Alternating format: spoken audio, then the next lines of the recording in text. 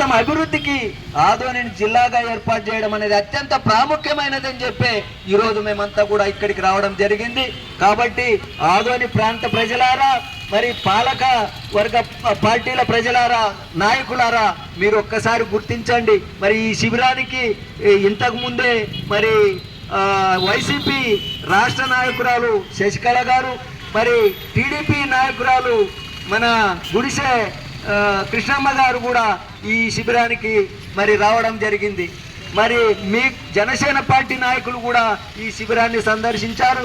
పెద్దలు పంపాపతి గారు, ఇట్లా ప్రముఖమైన నాయకులందరూ కూడా, మరి కాంగ్రెస్ వాళ్ళు, బీసీ సంఘాల నాయకులు అందరూ కూడా మరి ఈరోజు ముక్త కంఠంతో మేము డిమాండ్ చేస్తున్నది ఏమంటే ఆదోనిని జిల్లాగా ఏర్పాటు చేయాలి.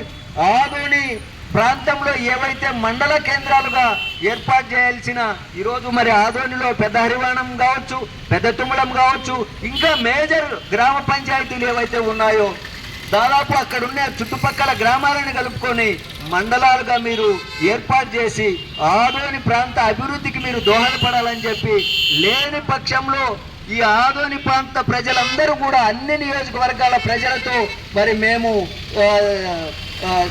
సమకూర్చి మేము ఈ ఉద్యమాన్ని పెద్ద ఎత్తున ముందుకు తీసుకెళ్తామని చెప్పి మరి ప్రభుత్వాధికారులను మేము డిమాండ్ చేస్తూ ఉన్నాం. చంద్రబాబు నాయుడు గారికి డిమాండ్ చేస్తూ ఉన్నాం.